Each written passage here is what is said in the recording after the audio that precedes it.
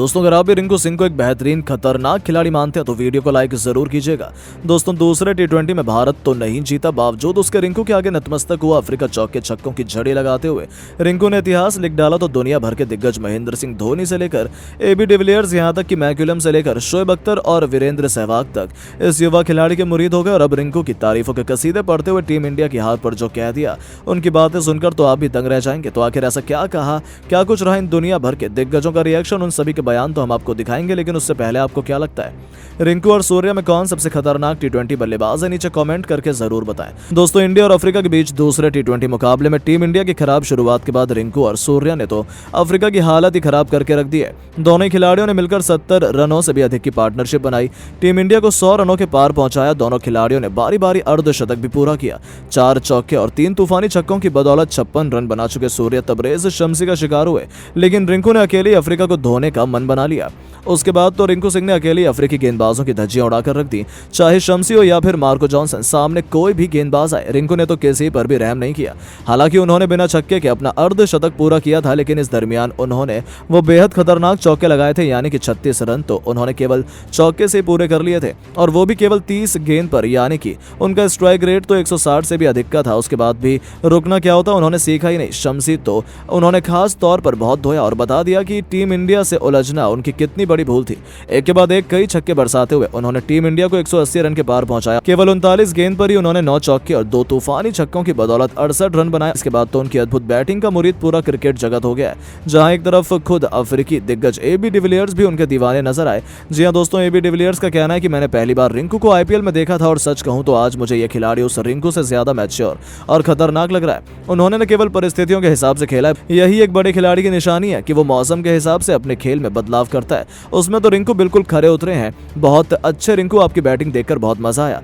और अंत में वीरेंद्र सहवाग का कहना है कि टीम इंडिया जब भी हारती है तो बहुत दुख होता है। यदि हमारे गेंदबाजों ने थोड़ी अच्छी गेंदबाजी की होती तो यह हम मुकाबला बचा लेते। पिच भी गेंदबाजों के मतलब की थी, लेकिन फिर भी रिंकू की मेहनत पर उन्होंने पानी फेर दिया। मुझे तो रिंकू के लिए बुरा लग रहा है। इस खिलाड़ी ने अपना सब कुछ लगाया, लेकिन फिर भी वो टीम को जीत नहीं दिला पाया। खैर, रिंकू को निराश होने की जरूरत नहीं है, क्योंकि भविष्य में वो हमें अनगिनत मुकाबले जिता सकते हैं। All the best Rinku. तो दोस्तों God of cricket Sachin Tendulkar का कहना है कि रिंकू सिंह में प्रतिभा अपार है, ये उन्होंने समय समय पर दिखाया है, और आज की ये पारी उसका एक केवल छोटा सा नमूना है। लेकिन ये पारी उनकी सबसे खास थी, क्योंकि ये उस वक्त आई है जब भारत को उनकी सबसे ज्यादा जरूरत थी। यदि रिंकू नहीं टिकते तो हो सकता है कि टीम इंडिया 100 पर ही ऑल आउट हो जाती। इसलिए मैं रिंकू की इस पारी को उनके करियर की सबसे बेस्ट पारी मानता हूं। बहुत अच्छे रिंकू, आप कमाल के खिलाड़ी हैं। जी हां दोस्तों, सचिन के अलावा न्यूजीलैंड के महानतम कप्तान ब्रेंडन मैक्यूलम का रिएक्शन तो देखने लायक था। उन्होंने कहा कि आज मुझे ऐसा लग रहा था कि मैं रिंकू को नहीं बल्कि धोनी या युवराज को देख रहा हूं। इस युवा सितारे में उन दोनों दिग्गज खिलाड़ियों की झलक साफ तौर पर नजर आ रही थी।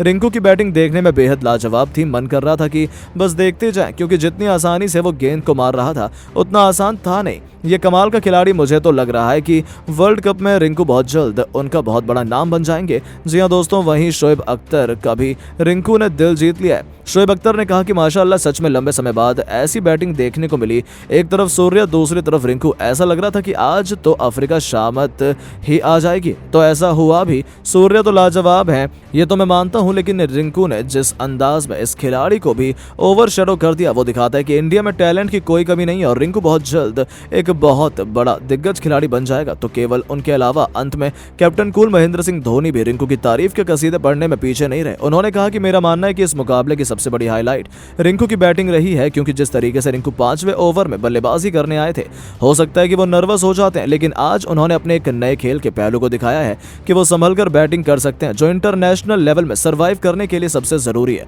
मुझे रिंकू जैसे होनहार खिलाड़ी से यही उम्मीद थी। अब तो मुझे पूरा भरोसा है कि वो पूरे क्रिकेट जगत पर राज करने वाले हैं। तो दोस्तों सच में रिंकू ही रिंकू हर तरफ सुनाई दे रहा है। लेकिन अब आपको क्या लगता है कि रिंकू और सूर्या में किसकी पारी सबसे शानदार थी? नीचे कमेंट करके जरूर बताएं। इसके बाद दूसरा टी20 मुकाबला सेंट गोर्की पार्क स्टेडियम में खेला गया। इस मुकाबले में अफ्रीका के कप्तान ने टॉस जीतकर पहले गेंदबाजी करने का फैसला किया और टीम इंडिया को पहले बल्लेबाजी करने के लिए आमंत्रित किया। लेकिन भारत की ओपनिंग जोड़ी ने इस मैच में पूरी तरह से निराश कर दिया। यशस्वी जायसवाल और शुभमन गिल बिना खाता खोले पवेलियन लौट गए। टीम इंडिया को केवल 6 रनों के स्कोर पर 2 बड़े झटके लग गए। इसके बाद मैदान पर सूर्य कुमार यादव और तिलक वर्मा आ गए। इन दोनों खिलाड़ियों ने मिलकर टीम इंडिया के स्कोर को आगे बढ़ाया। दोनों खिलाड़ियों ने टीम की पारी को संभालकर एक के बाद एक कई चौके छक्के लगाए। सूर्य कुमार यादव बेहद आक्रामक अंदाज में नजर आ रहे थे। वो अफ्रीकी गेंदबाजों की जमकर धुनाई कर रहे थे और तिलक वर्मा भी खतरनाक अंदाज में बल्लेबाजी का नजारा दिखाते हुए अफ्रीकी गेंदबाजों की धुनाई कर रहे थे। सूर्या का बल्ला रुकने का नाम नहीं ले रहा था। उन्होंने मार्को यानसन की गेंद पर ऐसा छक्का जड़ा जिसे देखकर पूरा स्टेडियम हैरान रह गया और इतना ही नहीं, गेंदबाज की आंखें पट्टी की पट्टी रह गई। सूर्य कुमार यादव की बल्लेबाजी देखकर तो यही लग रहा था कि आज अफ्रीकी गेंदबाजों की शामत आ गई, क्योंकि सूर्य कुमार यादव केवल छक्के और चौके ही लगा रहे थे। वहीं सूर्य कुमार यादव ने विलियमसन की गेंद पर ऐसा छक्का जड़ा जो गेंद स्टेडियम के पास सीधे चली गई। शायद वो इतिहास का सबसे लंबा छक्का हो गया। आज सूर्य कुमार यादव का बल्ला रुकने का बिल्कुल भी नाम नहीं ले रहा था। टीम इंडिया के स्कोर को तेजी से आगे बढ़ा रहे थे। टीम के लिए 11वां ओवर फेंकने आए मार्को जॉनसन की दूसरी गेंद पर सूर्य कुमार यादव ने ऐसा छक्का जड़ा जो इतिहास का सबसे लंबा छक्का हो गया। वह छक्का क्रिकेट के इतिहास के पन्नों में दर्ज हो गया। वह दुनिया का सबसे लंबा छक्का था जिसे देखकर पूरा क्रिकेट जगत हैरान रह गया। सूर्य कुमार यादव के बल्ले से जमकर अफ्रीका की धरती पर रन निकला और सूर्य कुमार यादव बेहद खतरनाक अंदाज में बल्लेबाजी करते हुए टीम इंडिया के पारी को संभालकर इस मुकाबले में सूर्य कुमार यादव ने शानदार बल्लेबाजी का नजारा दिखाते हुए तूफानी अर्धशतक भी ठोका। उन्होंने इस मैच में 36 गेंद का सामना किया और टीम के लिए 3 गगनचुंबी छक्के और 5 चौकों की मदद से 56 रन बनाए। भारतीय टीम को मजबूत स्थिति में पहुंचा दिया और इस मुकाबले में सूर्य कुमार यादव की बल्लेबाजी देखकर पूरा हिंदुस्तान खुश था। वहीं अफ्रीका के खेमे में निराशा झलक रही थी और भारतीय खेमा पूरी तरह से सूर्य की पारी पर खड़े होकर तालियां बजाई और उनका स्वागत किया। तो दोस्तों, अब आपको क्या लगता है, सूर्य कुमार यादव और रिंकू सिंह में कौन है T20 का सबसे खतरनाक बल्लेबाज? नीचे कमेंट करके जरूर बताइए। दोस्तों, एक बार फिर से अब भारतीय क्रिकेट टीम नीली जर्सी में हमें मैदान में दिखने लगी है। कहने को तो अफ्रीका का दौरा करने पहुंची भारतीय क्रिकेट टीम की सीरीज कुछ दिन पहले ही शुरू हो गई थी, लेकिन कमबख्त बारिश इतनी तेज थी कि मैदान में खेल तो छोड़िए, टॉस तक नहीं हो पाया। खैर, वो मुकाबला तो रद्द हुआ, लेकिन आज सीरीज का दूसरा मुकाबला खेलने के लिए सेंट जॉर्ज पार्क के मैदान में भारत और अफ्रीकी टीम फिर से आमने सामने है। और T20 के नए नवेले कप्तान सूर्य की कप्तानी का नतीजा और उनकी परफॉर्मेंस तो हम ऑस्ट्रेलिया के खिलाफ भारत में देख ही चुके थे, लेकिन अब वक्त था अंतर्राष्ट्रीय स्तर पर अपने आप को साबित करने का। और कहना पड़ेगा कि कप्तान आज यहाँ भी नहीं झुके। खैर दोस्तों, आपको बता दें कि साउथ अफ्रीका की टीम भी अपनी पूरी तगड़ी स्क्वाड लेकर मैदान में उतरी है। शायद वो भी T20 विश्व कप की तैयारियों में अभी से जुटना चाहते हैं। मुकाबला शुरू होता है और अफ्रीकी कैप्टन मार्करम टॉस जीतकर अपनी टीम के लिए पहले चुनते हैं गेंदबाजी। और टीम की शुरुआत कितनी ज्यादा खतरनाक थी, आप इस बात का अंदाजा इसी आंकड़े से लगा लीजिए कि यशस्वी जायसवाल और शुभमन गिल दोनों 0 पर आउट हो गए थे। हमारे 6 रन स्कोरबोर्ड पर थे और 2 विकेट गिर गए थे। लेकिन इसके बाद कुछ ऐसा हुआ कि सारा प्रेशर उतार कर भारतीय खिलाड़ियों ने ना अफ्रीका की टीम पर लाद दिया था। और इसमें सबसे महत्वपूर्ण रोल अदा किया कप्तान सूर्य कुमार यादव और तिलक वर्मा की जोड़ी ने। दोस्तों, हमारा विकेट दूसरे ओवर में गिरा और पहले ओवर में, लेकिन इसके बाद अगला विकेट लेने के लिए 5 से 6 ओवर लग गए और इस बीच आई रनों की आंधी। तिलक वर्मा साहब का जहां 20 गेंदों में 4 चौके लगाकर 1 छक्का लगाकर 145 का स्ट्राइक रेट था और 29 रन भी, तो कप्तान सूर्य का भी क्या ही कहना। उन्होंने तो 12 गेंदों में 2 चौके 2 छक्के लगाकर 200 के स्ट्राइक रेट से दोस्तों पूरे 26 रन बना डाले थे। और रिंकू सिंह तो आते ही मैदान में पहली गेंद पर चौका जड़कर 400 के स्ट्राइक रेट से बल्लेबाजी कर रहे थे। मतलब कि जिस भारतीय क्रिकेट टीम के 2 ओवर में 6 पर 2 विकेट थे, उसके 6ठे ओवर के खत्म होने तक 60 से ज्यादा रन हो चुके थे, भले ही हमारे 3 विकेट गिर गए थे। और दोस्तों, मानना पड़ेगा सूर्य कुमार यादव को, जिन्होंने प्रेशर लेने से ज्यादा टीम के लिए परफॉर्म करना ज्यादा जरूरी समझा और इस जिम्मेदारी को बखूबी निभाया भी, फिर वो चाहे तिलक वर्मा हो या फिर रिंकू सिंह क्यों ना हो। इसी तरीके से दोस्तों इन खिलाड़ियों की खौफनाक बल्लेबाजी जारी रही। और दोस्तों, सूर्य कुमार यादव ने तो आगे चलकर जिस तरीके से अपनी पारी में अर्धशतक लगाया ना, उनके नक्शे कदमों पर चलकर रिंकू सिंह ने भी कुछ ऐसा ही कर दिया।